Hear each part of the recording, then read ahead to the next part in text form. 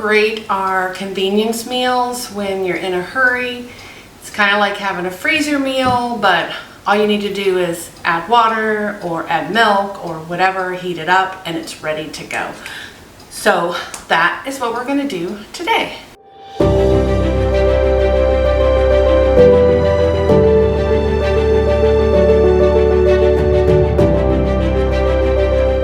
All right, my name is Mickey, and this is Harvest Moon Farm. And this channel, I focus on homesteading things, cooking, baking, gardening, food preservation. We have some animals. Right now we have 5 little Nigerian dwarf goats. We have 3 ducks, and we have a whole bunch of chickens. We have 2 coops where we have our laying flock. We just actually processed the last of our meat chickens for the year this past weekend. So I like to focus on all those things. I really love being in the kitchen and baking and cooking. I'm always the go-to person in our family for desserts. So we are going to get started on our convenience meals, or convenience foods, I guess. So we're going to be making some more waffle mix. This is one that I've been using for a while. We're going to make some cheesy scalloped potatoes like you buy in the box at the grocery store, some homemade hamburger helper, and some homemade mac and cheese. So what inspired this whole day was my friend Stacy at Farmer's Wife Homestead. She did a video on making a pre-packaged mac and cheese. It's a great video. I'm going to link it down in the description box so you can go over and check out hers. That was my inspiration. So we've got these items, so we are going to get started. We're going to start with the waffle mix. And this is a recipe that I adapted from, let me see who this was from. I think this was Homesteading Family. I adapted this from her recipe for making homemade pantry pancake mix. And I probably need to get some measuring things. And yes, apparently that's the technical term, measuring things. All right, so the base for this pancake or waffle mix recipe is oats. Now you can chop them up really fine so you essentially have oat flour, or you can do just a very rough chop so that it's more of a chewy texture in your final product, which is what I like to do, or you can do anywhere in between. And we're going to start with 4.5 cups, and I'm just going to put it in my blender.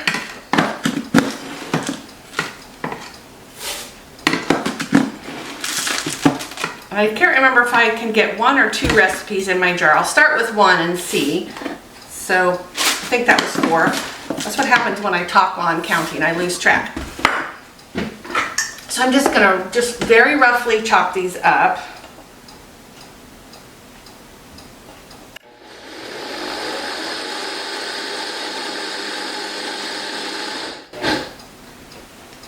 And I might have chopped them a little more than I intend to do. Oh, no. Okay. So some of it's chopped fine and some of it's not.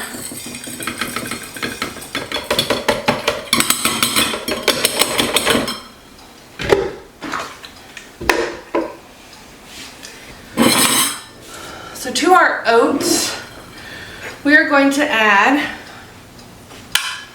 4 total cups of flour. So I'm going to do 2 cups of all-purpose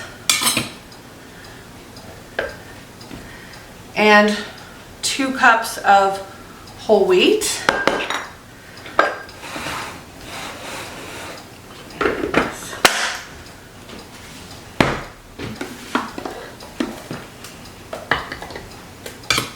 And I definitely am only going to get 1 recipe in here. I don't remember how I did this last time. I'm going to pour it in this bowl so I can make sure everything gets mixed, and then we'll put it back in the jar.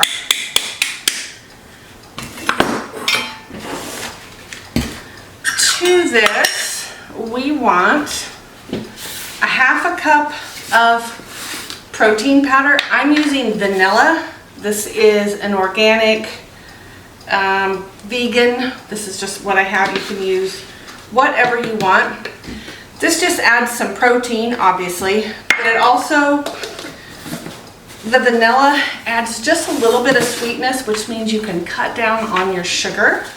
We're going to use 1 cup of, I have raw cane sugar. You could also use brown sugar. You could use just regular white granulated sugar. I've got the cane sugar, so that's what I'm going to use. So here's our cup of sugar. And then the last thing we're going to add is 3 tablespoons of baking powder.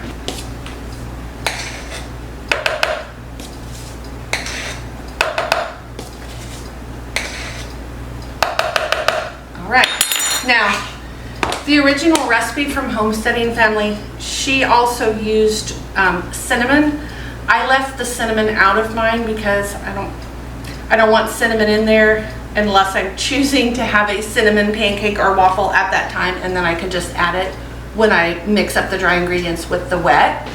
So now I'm just going to stir all of this together.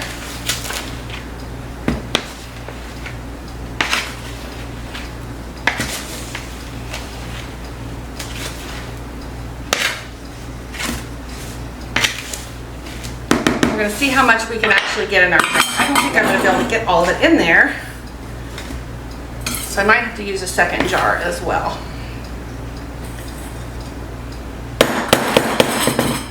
So what I did was write my wet ingredients and well, actually there's no instructions. 2 cups of mix, you're going to add 2 eggs, 1.5 cups of milk, and 1/2 cup of melted butter. Mix it all together and make your pancakes or waffles, whichever you prefer. But I just wrote it on the top of the lid, that way I don't have to always grab it out, I don't have to remember it.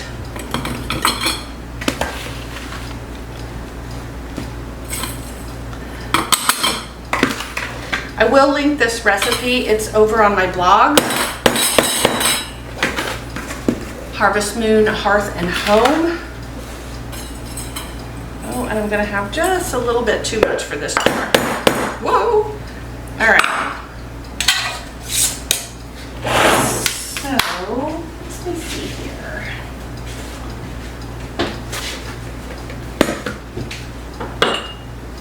Let's see if we can get it to fit in this. I think it's going to.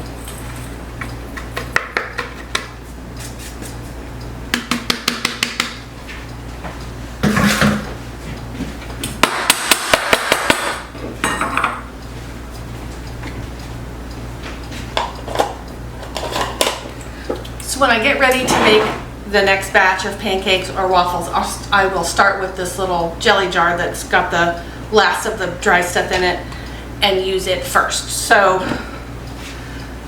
there we go. There is our waffle mix. That's simple. And that's it. It's very simple. They're quick to make. They're full of protein and just deliciousness. They're really good. I love them. Okay. The next thing we're going to do is our hamburger helper. What I did for this is I've adapted a homemade hamburger helper recipe to make as many of the items dry ingredients as possible. So I'm going to measure these out. I will link these recipes and also let you know what changes I made to the recipe to make it for a dry recipe. So onion, we need 1/2 cup.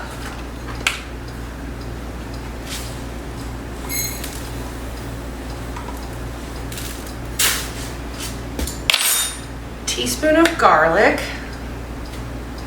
2 tablespoons all-purpose flour,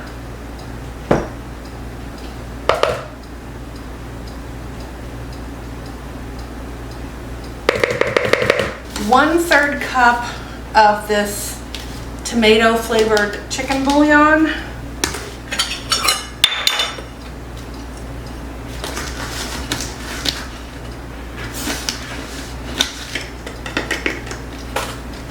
And then you need 8 teaspoons of beef bouillon. I don't have any of the powdered. What I have are the little cubes, so I'm going to use 8 of these little cubes if I can get them open. And I'm going to put those in my blender with some of this other mixture just to grind them up. It is boiling hot in my kitchen sink. I have some chicken stock going from the chickens that we butchered over the weekend. I probably should have just put all of this in my blender since I've got to crunch that other stuff up.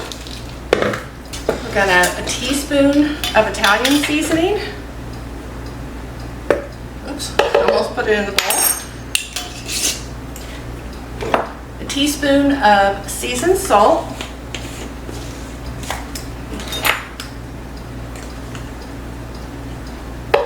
Let's see, a half a teaspoon of garlic powder.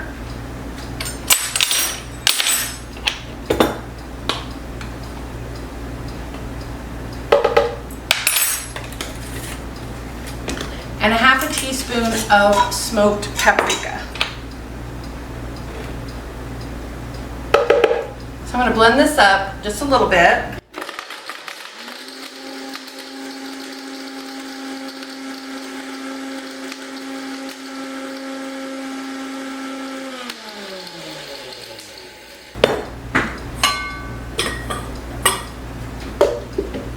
Now I'm going to pour all of this dry seasoning mix in the bottom of my jar. What I did to prepare for this is I cooked some pasta, I cooked some potato slices, and then I freeze dried the pasta, the potato, and some different cheeses. Now, I took these out yesterday or the day before, and my potatoes, because this wasn't airtight, softened up. So they're back in the freeze dryer for just a little bit. And then we're gonna add a cup of pasta, and you can add whatever pasta you wanna use. I just chose the elbow macaroni. So I just bought it in a big 3-pound box. So I freeze dried some cheddar cheese, some shredded cheddar cheese, along with some Parmesan for one of the other recipes. I don't remember which one it goes in. But so we need 2 cups of cheddar cheese.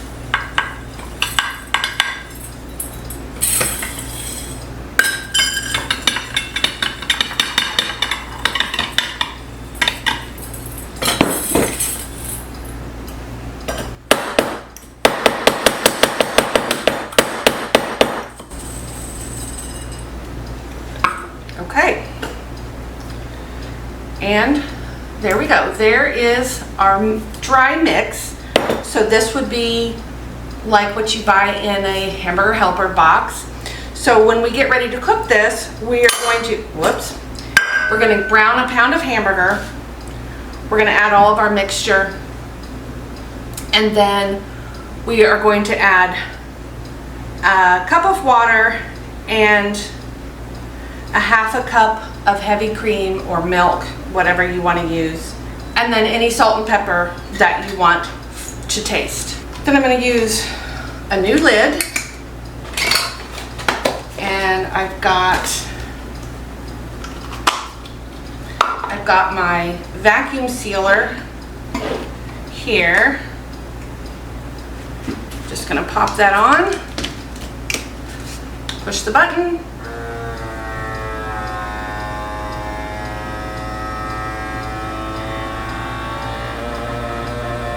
Can you hear how that noise is just a little bit different? I'm going to let it run right about 30 seconds.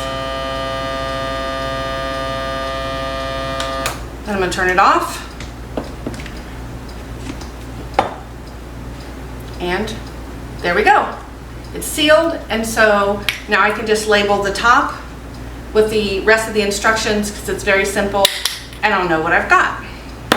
So I'm actually going to make up a couple more of those, and then we'll move on to our next recipe.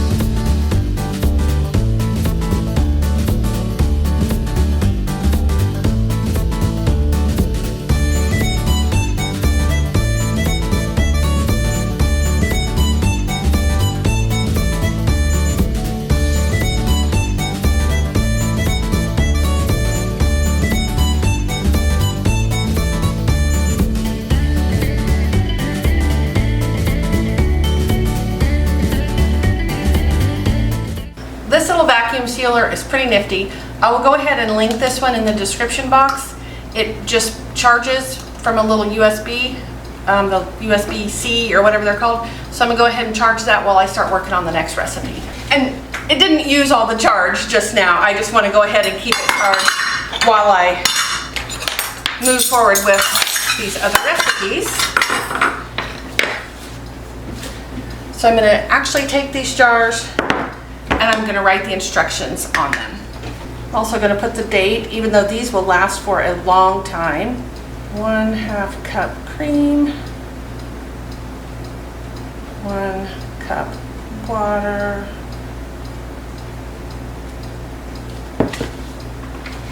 and then I know how Hamburger Helper works, so I'm not gonna put all of the instructions on there.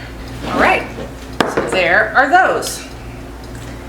And as long as these don't come unsealed, just like any other canned product or sealed product, as long as the seal doesn't break, these will last, well, virtually forever. Next, we're going to make some homemade mac and cheese. And I want to make some small portions in a pint jar. And then I'm gonna make some bigger portions in a 1.5 pint jar. I'm not sure exactly how much is gonna fit in each one, so we're gonna start with the pasta.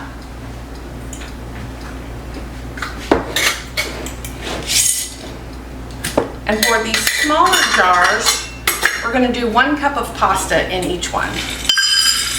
And this, again, is just the pasta that I cooked and then freeze-dried.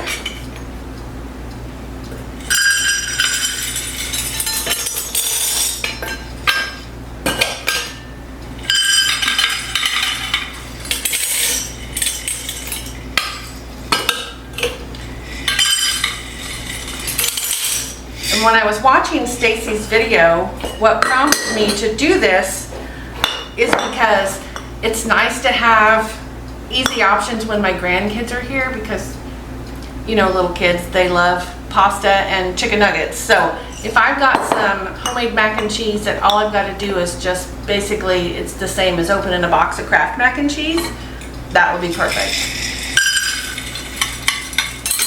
Now these, I'm going to do 2 cups. Well, let's do this first. Let me just see what I've got left. Maybe I'll do 1.5 cups for each one.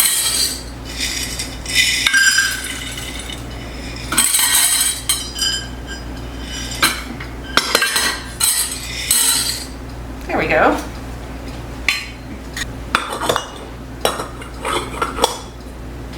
Some of these older jars, I don't know how old this is. This is probably something I got from either my grandma or my stepdad. Some of these older jars though, this little funnel does not fit inside the lid, which is weird. So like I said, I'm gonna put a link to Stacy's video in here so you can see exactly what she did, and I will go ahead and put in here what I did for each of these jars so you can know how much I put in. And I'm basing it off of her recipe and what I've put in here. We're going to use some powdered milk.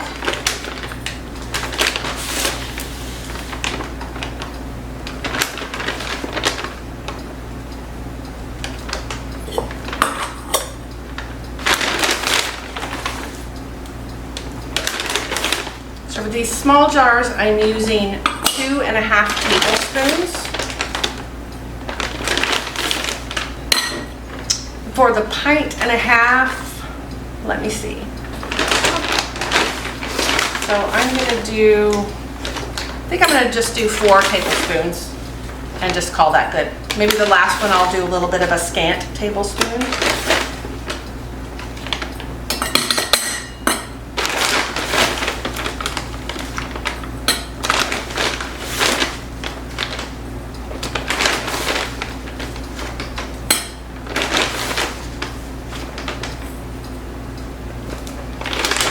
I was going to do a scant tablespoon on that last one.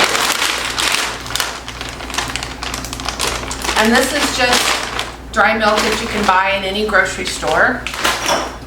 To the small jars, I'm going to add 1/2 teaspoon of chicken stock.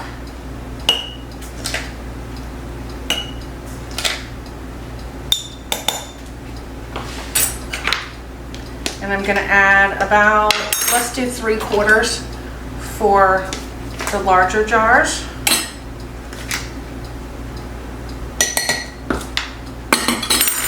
And then you want to add a thickening agent. So I'm going to use cornstarch. You can use whatever works, whatever you have at your house or whatever you like to use, you can use. And we just need, same thing, a 1/2 teaspoon to the small jars.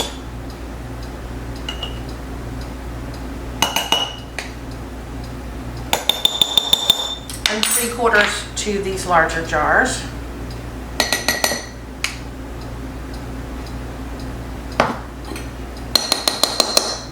And finally, then you can add whatever sort of seasonings that you might want to your mac and cheese, or you can add them when you cook it. So for the one that I'm planning to use for the grandkids, I'm not going to add anything else. For the one that will be for my husband and I'm going to add a 1/2 teaspoon of this garlic and a 1/2 teaspoon of onion.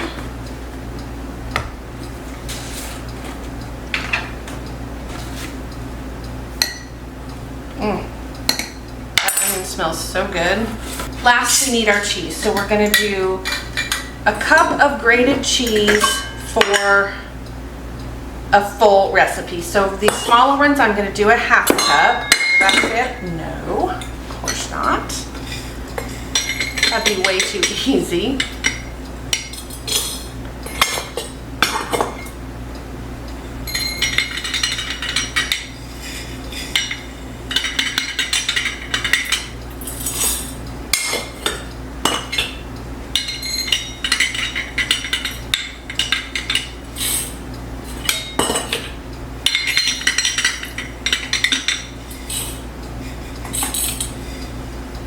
And then we'll add about 3/4 of a cup or so to these larger jars, which that might just be a good split. Oh yeah, whoops, that is about perfect.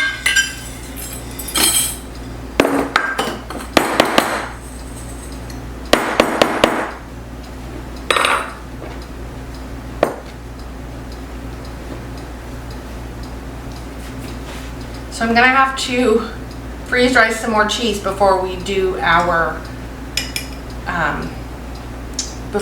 cheesy potatoes. I'll need to get some more cheese. So I'm gonna go ahead and just divide the cheese that's left into these jars.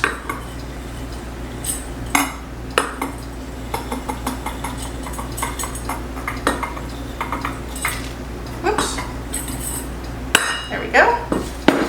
We're going to take our little vacuum sealer and we're going to pop it on here. So this has one level that you use for regular lids and one that you use for wide mouth, but the process is the same. There's our first little jar of mac and cheese. One thing you could do if you wanted is to run this cheese through the blender and run the cheese through the blender and turn it into a powder, and then it would be just like what you buy in the store, but this is going to work just as well. An alternative would be to just leave the cheese out, just put the pasta and the powder in there, and then add your cheese at the end when you're ready. So by doing it this way, you're going to have to be careful with the amount of water. You don't want to have too much water since our cheese is already added. It's one thing if you don't get your lid set right on there exactly and get this pushed on right, it won't seal on you. You can tell that it's sealing if it starts making that different sound. There we go. That worked.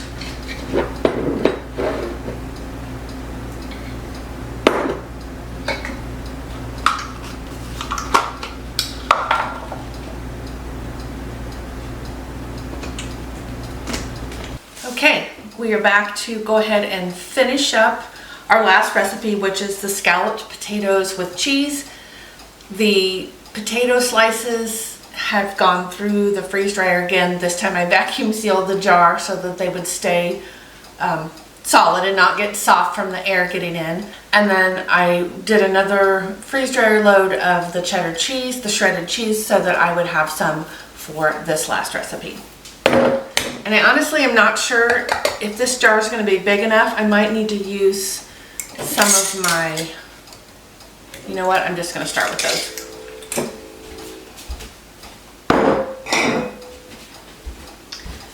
I'm going to start with my half-gallon jars for these.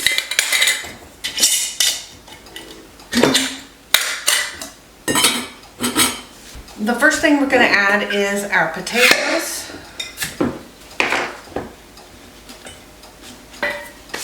We need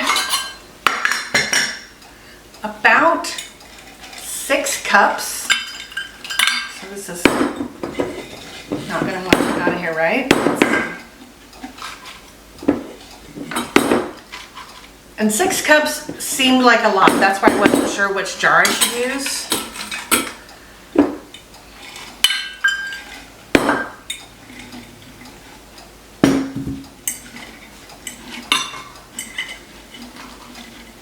Yep, definitely going to need these larger jars. So I need 1 more cup in this one.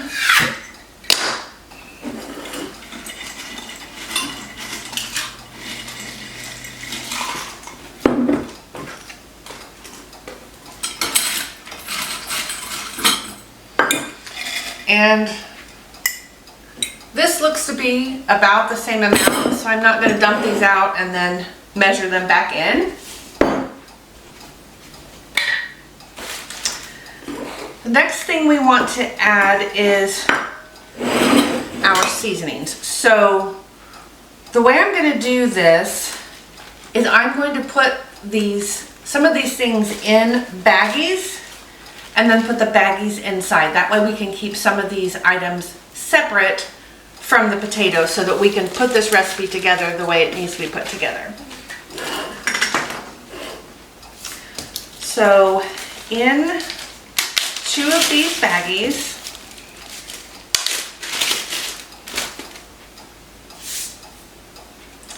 we're going to add a 1/4 cup of onion.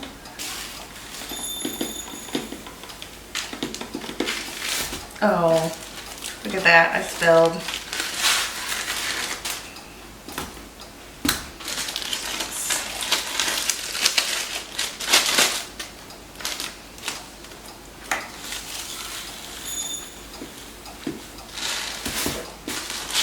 That worked.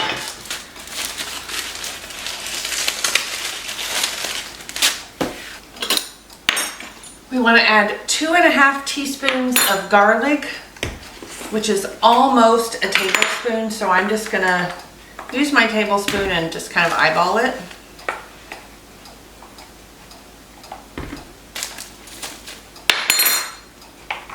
To this we're gonna add some salt and pepper. We want 1/2 tablespoon of salt, 1/8 teaspoon of pepper,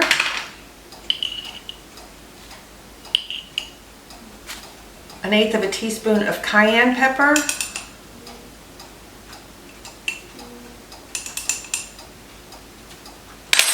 and 1/8 teaspoon of thyme.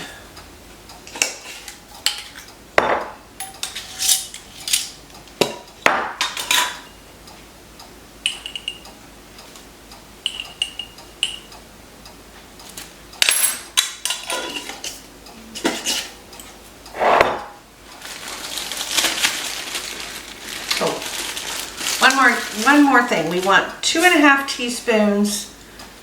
Oh wait, sorry. We want 3 tablespoons of flour. Helps if you read the right part of the recipe.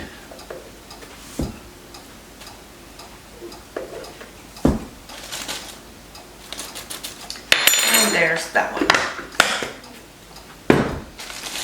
I'm going to go ahead and seal these up.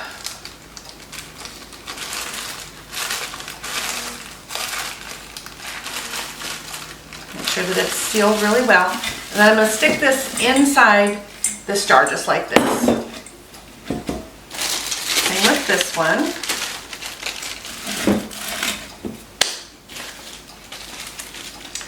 And then we want to do 1 baggie for each jar. And in that we need a 1/4 cup of our Parmesan cheese.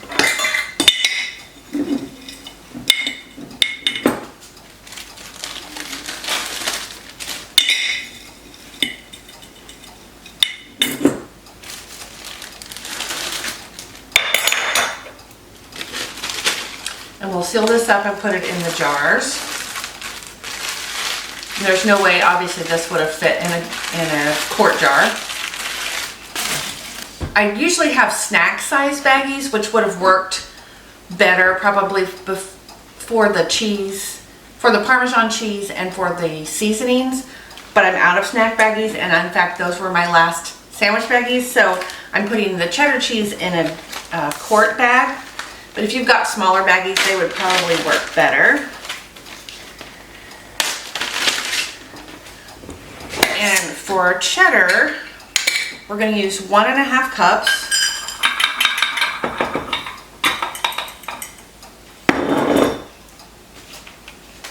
In each bag.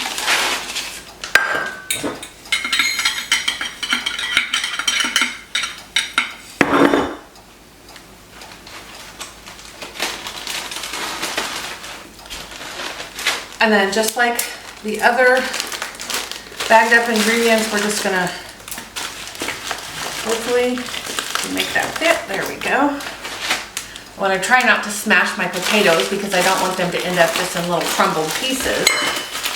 That's why I think smaller baggies would have worked better, so I don't have all this excess plastic. But this will work. Stuff out of our way. And then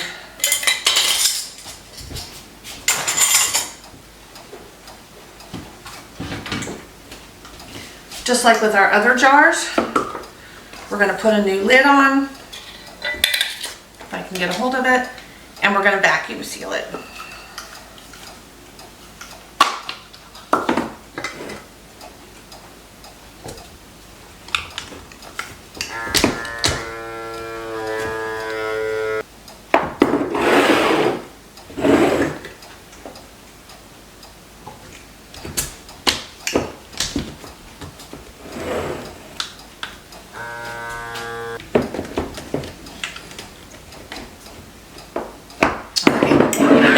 There we go. Plug this back in.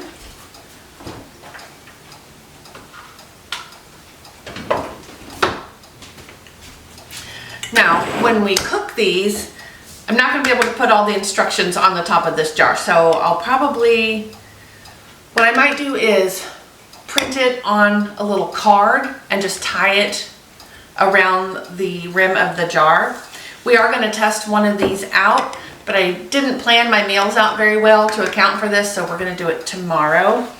But what we do is cook all of our seasonings. We'll dump that seasoning packet in with some butter, let it all cook down, make sure that the flour, the raw flour, is cooked down.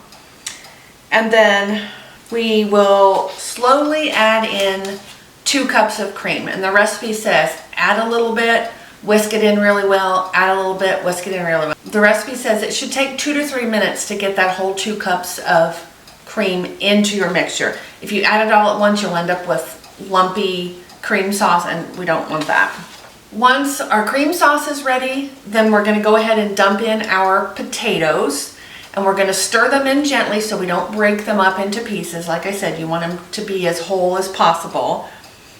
And we're going to let that cook for about 10 minutes until your potatoes are cooked through, which they are partially pre-cooked, so they might cook a little faster.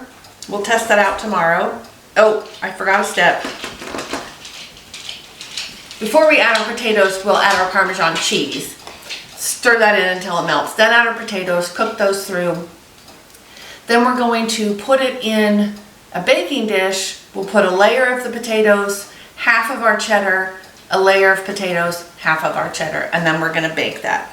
So like I said, we are going to try this out tomorrow with our dinner, and we'll see how easy this worked out and what we think. So tonight we're going to go ahead and try our scalloped potatoes that we put together.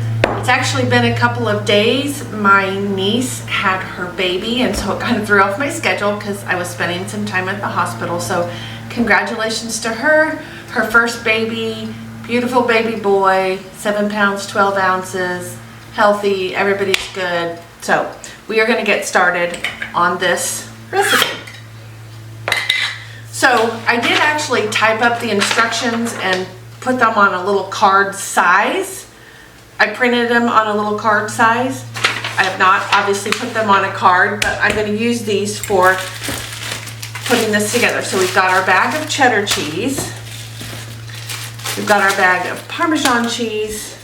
We've got our seasoning and our potatoes.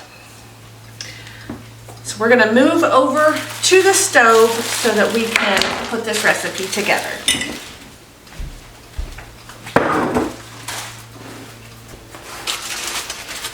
So the first thing we want to do is put a half a stick of butter in our pot. Let me see if I have enough in here. Nope, I do not. A half a stick of butter and our seasoning packet.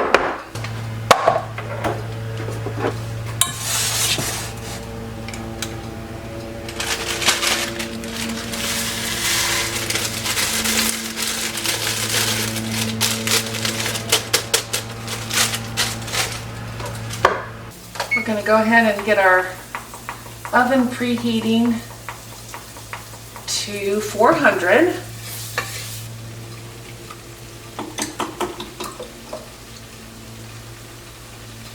Okay, so I turned this down a little bit, and we are going to very slowly whisk in our 2 cups of cream.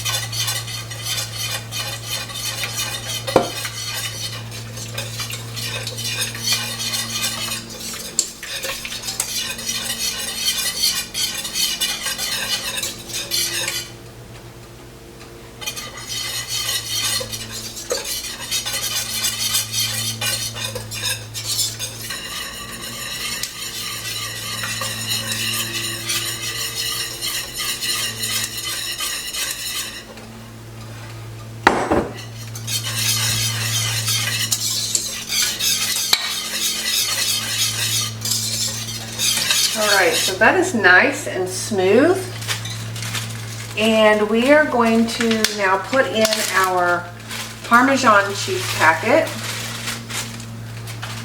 and we just want to stir that until our Parmesan is all melted into our sauce, which shouldn't take long.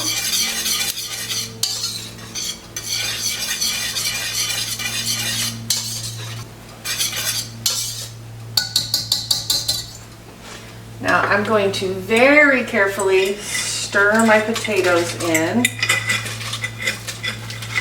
It smells so good.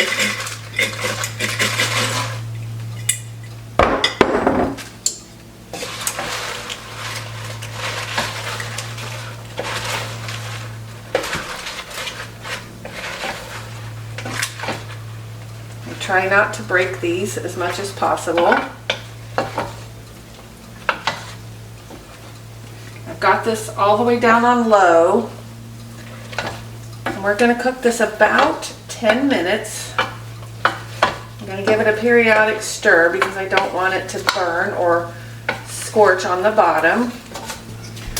While we let that finish cooking, I've got a baking dish here. I'm just going to give it a little spray on the bottom. We just want to cook this until the potatoes are cooked through, or mostly cooked through, which will be 8 to 10 minutes. I almost feel like this is a little too thick. I think I'm going to add just a little bit of regular milk.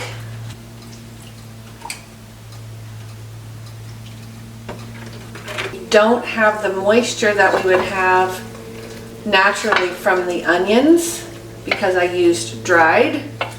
So I think adding that little bit of extra milk will help. And I'm trying to be careful when I stir these so I don't just break these potatoes into pieces. One thing about these being partially pre-cooked is that they may not take that whole amount of time. And in fact, they kind of look like they're done. So I'm gonna go ahead and turn that off. And I'm going to take half this potato mixture, put it into my greased baking dish.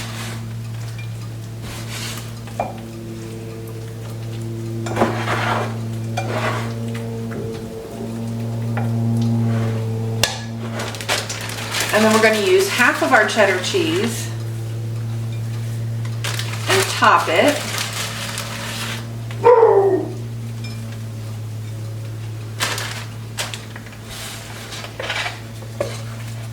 Next, we're going to put the rest of our potato mixture on top.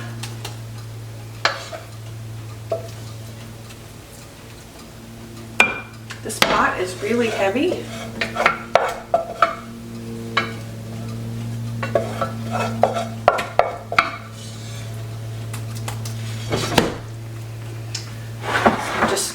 Kind of spread this out as best I can over the top of that cheese.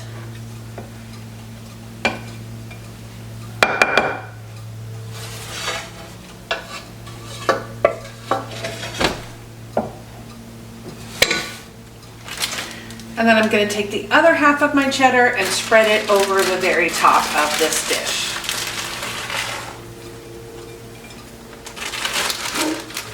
This looks like it's going to be amazing.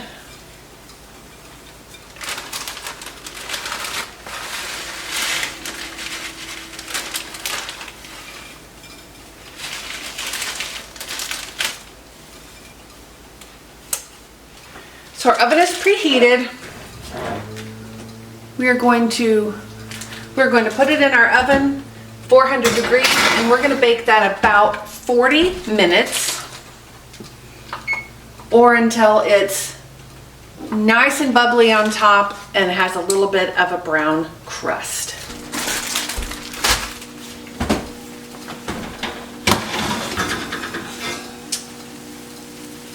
Okay, so here's something I didn't consider. With the cheese not being stirred, this top layer of cheese not being stirred in, it's not rehydrating. So I'm going to go ahead and top it with a little bit of fresh cheddar.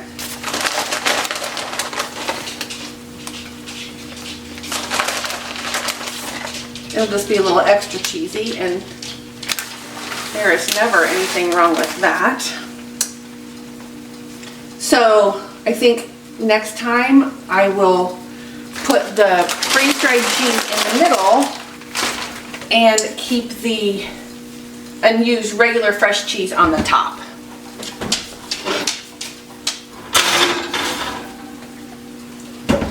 For this dinner, I warmed up some meatballs that I had in the freezer and some home canned green beans. So that's what we're going to have for dinner tonight.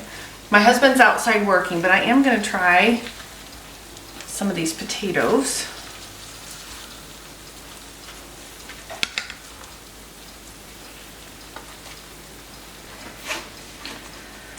So like I said, the next time, I have one jar left. When I make those, I will either just stir the cheddar cheese in with everything, or use all of the freeze-dried cheese between the layers and put fresh cheese on top. I think it is still fine. When I put the other cheese on top of it, it kind of started rehydrating. And it's super hot.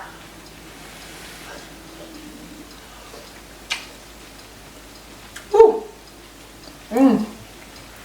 Oh wow. Yeah, that's really good.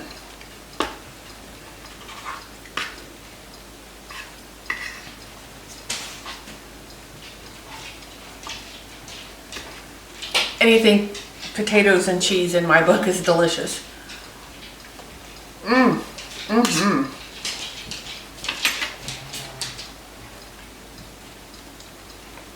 That is fantastic. So we've got our scalloped potatoes, our cheesy scalloped potatoes, which came out amazing. Homemade meatballs, homegrown, home-canned green beans. And we've got a cake here that I made. Today is actually the first anniversary of this channel. So this is in a separate video. I'll go ahead and link that below. So the video where I made this cake, I have also linked the very first video that was published on my channel. Another early video last fall, my sisters came over. The guys were all out of town. My sisters came over and we had lunch, and I had made a pecan rum spice cake. I can't remember exactly what it was. It was delicious. So I'll go ahead and link that video where I made that cake as well, because it's similar to this one. So I want to thank you guys for watching. I definitely will try this again. If you guys have not already done so, there's a link to my newsletter at the very top of the description box. You can sign up for that. It's a once a week newsletter that just gives you a little bit more behind the scenes information about our farm and our family and just kind of what's going on. You can unsubscribe at any time. And I would appreciate it if you would sign up for that. And otherwise, I'll see you guys on the next video. Thanks so much. Bye.